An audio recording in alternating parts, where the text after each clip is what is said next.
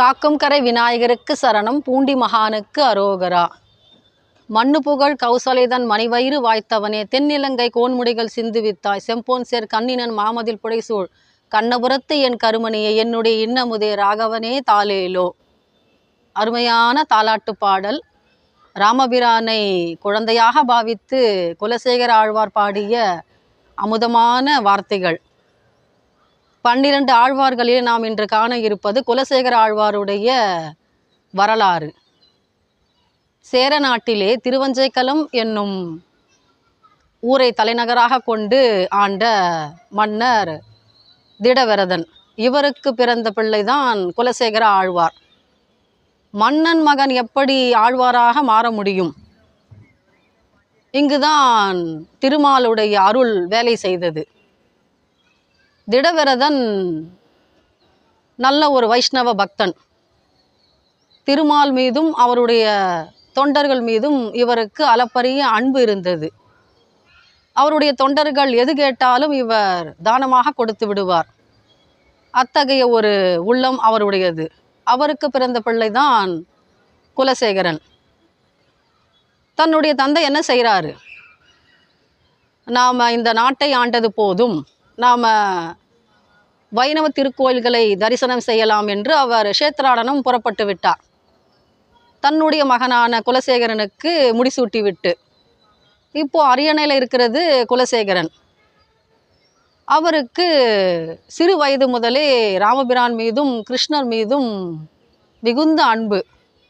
ஏன்னா சின்ன வயசுலேருந்தே அவர் உபன்யாசர்கள் ராமாயணம் கூறுவார்கள் அல்லவா, அதை கேட்டு கேட்டு அந்த பக்தி அவருக்கு தானாக வந்துவிட்டது. ஒரு சிறு விதை முளைவிடும் அல்லவா, பெரிய விருட்சமாக வளர்ந்து விடும் அல்லவா, அப்படித்தான் அவருக்கும் நடந்தது. சிறிய வயதிலே அவர் ராமகாதையை மனமூன்றி கேட்பார். அந்த கதையிலே அவர் மனம் லயித்து அவருடைய மனது என்ன ஆகிவிட்டது? ராமனுக்கே நாம் தொண்டு செய்யணும், இந்த பிறவி அவருக்கே அர்ப்பணம் என்பதை அவர் முடிவு செய்து விட்டார். இப்போ ராஜாவாயிட்டார். அவருக்கு பாண்டிய மன்னர் தன்னுடைய பெண்ணை மனம் முடித்து கொடுத்தார். அவருக்கு 2 குழந்தைகள் பிறந்தன. ஒரு ஆண் குழந்தை. அவனுக்கு தன்னுடைய தந்தை பெயரான திடவரதன் என்ற பெயரையே வைத்து விட்டார் குலசேகரன். அடுத்து ஒரு பெண் குழந்தை பிறந்தது. அதற்கு இறை என்று பெயர் வைத்து விட்டார். இவருக்கு மனசில் ஒரு கவலை இருந்தது. என்ன கவலை இருக்க முடியும் ஒரு ராஜாவுக்கு? நல்ல அரசாட்சி, நல்ல குடிமக்கள், இவருக்கு நல்ல போர் பயிற்சி இருந்தது. வில்வித்தையாகட்டும், குதிரையேற்றமாகட்டும், யானையேற்றமாகட்டும், எல்லாமே அத்துப்படி நல்லபடியாக தான் ஆண்டுக்கிட்டு இருக்காரு. ஆனால் மனசில் என்ன குறை இருக்க முடியும்? ஏன்னா பிள்ளை செல்வங்களும் பிறந்து விட்டன அல்லவா. ஆனால் அடி மனசில் அவருக்கு ஒரு தாகம். இது எதனால் வந்தது? ஆன்மீகத்தில் நாம் உள்ள நுழைஞ்சாதான் நம்மளுடைய இந்த ஆன்மா திருப்தி அடையுன்ற ஒரு எண்ணம் அவருக்கு திடமாக ஏற்பட்டு விட்டது. அப்போ என்ன பண்ணுறாரு அவர்? இந்த அரசாட்சி மேலே அவருக்கு அவ்வளவா ஆர்வம் இல்லை. இப்பொழுது அரசு புரியணுமா, நாம் ஏன் இறை நம்பிக்கையோட ஆன்மீகத்தின் பக்கம் போகக்கூடாது, இந்த ஒரு எண்ணம் அவருக்கு வந்து விட்டது. அப்போது ஒரு உபன்யாசர் வராரு அரண்மனைக்கு. அவர் ராமாயண கதையை நன்றாக பாடி கதை சொல்கிறார். அப்போது ஒரு முக்கியமான கட்டம் வருகிறது ராமாயணத்தில். ராமர் காட்டில் இருக்கார். அப்போது பல அரக்கர்கள் ராமரை கொல்ல வருகிறார்கள். கரதூஷணர்கள்னு சொல்லுவோம் இல்லையா, அந்த அசுரர்கள்லாம் வரும்பொழுது இவருக்கு கதை கேட்டுக்கிட்டு இருக்காரு இல்லையா குலசேகரன், அவருக்கு மனசில் ஒரு பயம் வந்துடுச்சு. ராமா, நீ தனியாக இருக்கியே, நீ எப்படி இத்தனை பேரை சமாளிப்ப? 14,000 அரக்கர்கள் வருகிறார்களாமே, நீ தனியொருவனாக எப்படி போரிடுவாய்? உனக்கு சோர்வாகி விடாதா? இதோ நான் இப்பொழுதே புறப்படுகிறேன்னு சொல்லிட்டு என்ன பண்ணுறாரு பாருங்க, அமைச்சர்கள்லாம் கூப்பிடுறாரு. 4 வகை சேனைகளும் தயாராக இருக்கட்டும், ராமர் போர் புரிய போகிறார், நாம் உடனே செல்லணும் அப்படின்னு கட்டளை பிறப்பிச்சுடுறாரு. அமைச்சர்களுக்கு யோசனை. கதை தானே கேட்டுக்கிட்டு இருந்தார் ராமாயணத்தில்.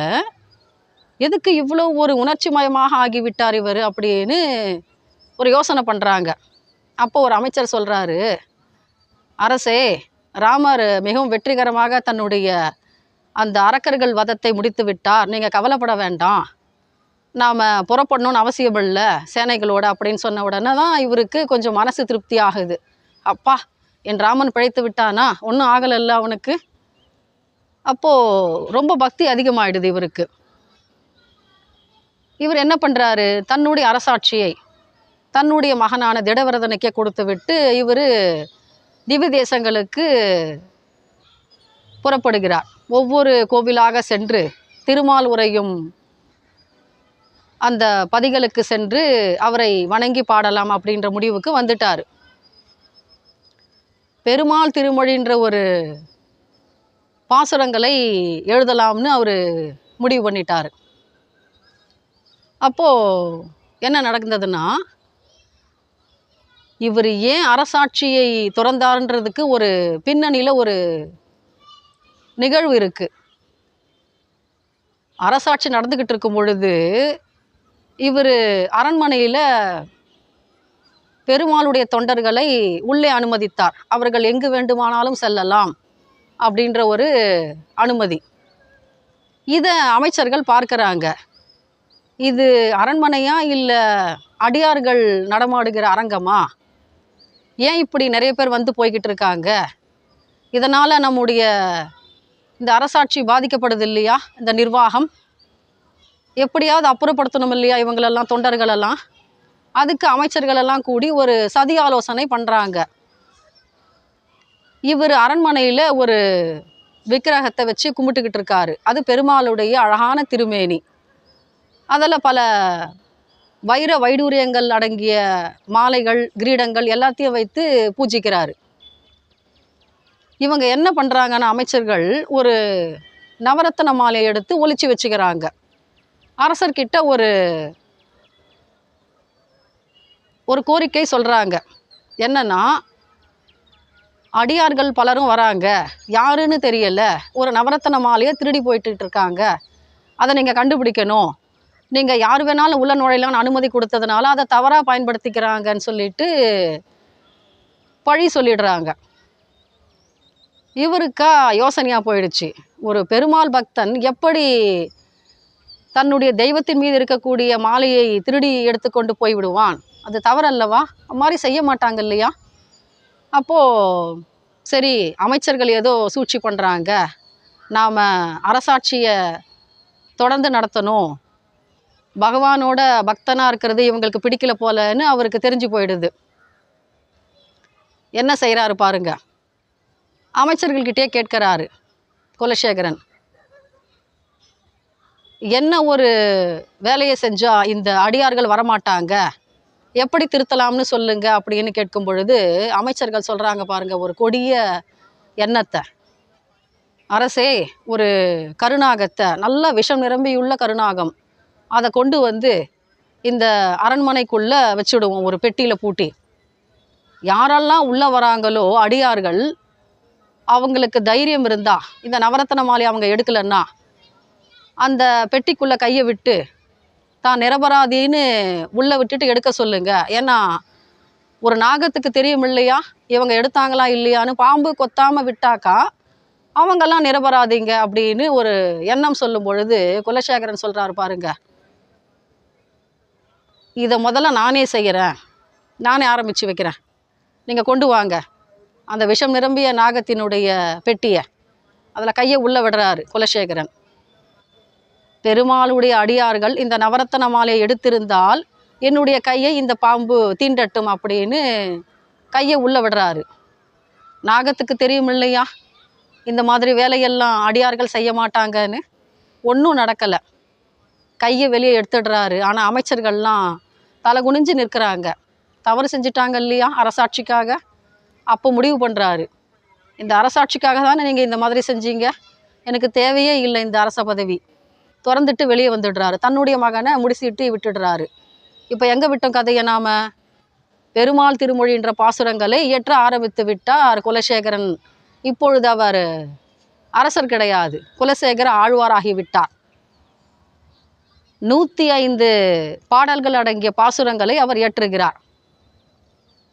இதில் ஒரு சிறப்பு என்னன்னா, ராமர் மீதும் இவர் தனியாக ஒரு 10 பாடல்களை எழுதியிருக்கிறார். இப்போ நம்ம முதல்ல ஒரு பாடல் கேட்டோம் இல்லையா, மண்ணு புகழ் கௌசலைதான் மணிவயிறு வாய்த்தவனேன்னு. அந்த 10 பாடல்களுடைய புண்ணியம் என்னன்னா, இப்பொழுதும் கூட வைணவ குடும்பங்களில் இந்த பாடலை பாராயணம் செய்வாங்க. குழந்தை பாக்கியம் வேண்டுவோர் படிக்கக்கூடிய பாசுரம் இது. திருவரங்கன் மீது இவருக்கு மிகுந்த அன்பு ஏற்பட்டு விட்டது. ஸ்ரீரங்கம் செல்றார். ஏன்னா வைணவ சம்பிரதாயத்தில் கோவில்னு சொன்னால் அது திருவரங்கத்தை மட்டுமே குறிக்கும். அங்கே போயிட்டு அரங்கனோட அழகில் லயிச்சு போகிறாரு. அவர் விட்டு பிரிய மனசு இல்லை இவருக்கு. அப்போது இவர் 11 பாசுரங்களை இயற்றுகிறார். திருவரங்கத்து பெருமானுடைய அழகில் மயங்கி அடுத்த 10 பாசுரங்களை இயற்றுகிறார். இவருடைய அடியாருக்கு அடியாராகக்கூடிய அந்த தொண்டு எனக்கு எப்பொழுது கிடைக்குமோ, அந்த பதத்தை நீ எப்பொழுது அருள்வாயோ அரங்கநாத சுவாமி அப்படின்னு கேட்கிறாரு. அடுத்த 10 பாடல்களை இவர் பாடுகிறார். அதிலே இந்த திருவரங்கத்தை விட்டு நான் பிரிய மாட்டேன், எனக்கு அளவில்லாத ஈடுபாடு அப்படின்றத வெளிப்படுத்துகிறாரு. அடுத்தது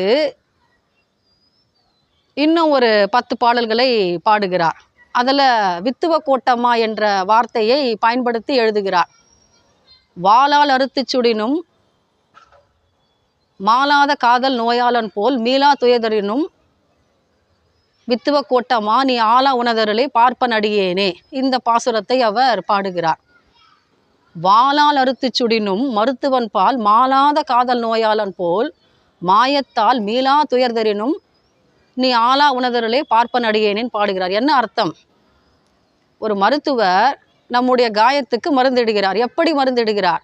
வெறுமனே கிடையாது, வாளால் அறுத்து சுடறாங்க. ஏன் ஸ்டெர்லைஸ்ன்னு சொல்லுவோம் இல்லையா, இப்போது மருத்துவ உலகத்தில் மெடிக்கல் தியரி படி அது மாதிரி ஸ்டெர்லைஸ் பண்ணி கொடுக்குறாங்க. செப்டிக் ஆகாமல் இருக்கணும் இல்லையா ஒரு காயம்.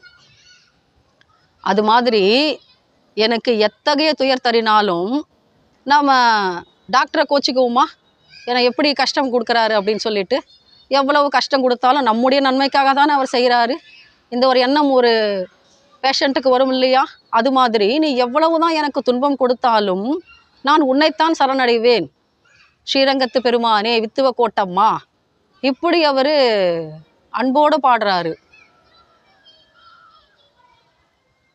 குலசேகர ஆழ்வாரையும் திருப்பதி பெருமாளையும் நம்மால் பிரிக்க முடியாது. ஏன்னா குலசேகர படின்னு ஒன்று இருக்கும். அதை தாண்டி பெருமாளுக்கு ஒரே ஒரு நைவேத்தியம் மட்டுமே உள்ளே செல்லும். அது ஒரு மண்சட்டியில் செய்து அனுப்பக்கூடிய தயிர் சாதம்.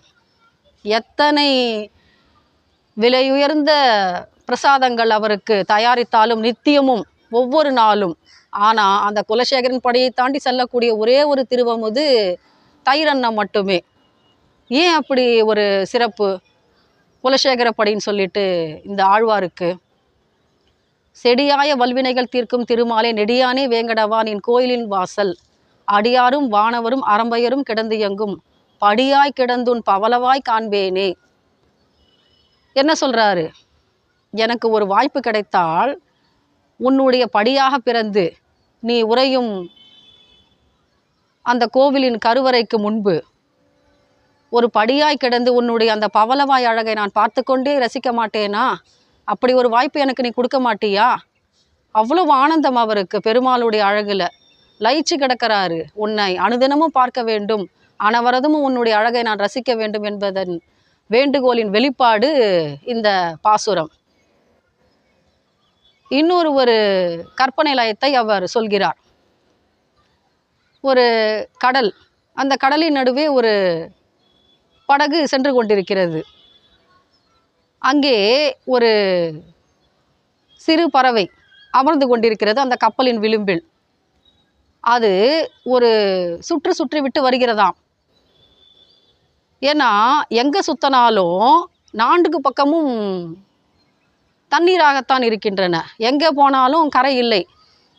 அது மாதிரி நானும் எங்கே சுற்றினாலும் உன்னுடைய திருவடிக்கே நான் அடிமையாக இருக்கிறேன், எனக்கு வேறு வழி தெரியாது என்பதை மிகவும் தன்னடக்கமாக சொல்கிறார் குலசேகர ஆழ்வார். அவருடைய வைபவத்தை பற்றி நாம் மீண்டும் காண்போம் அடுத்த பதிவிலே. காக்கும் கரை விநாயகருக்கு சரணம், பூண்டி மகானுக்கு அரோகரா.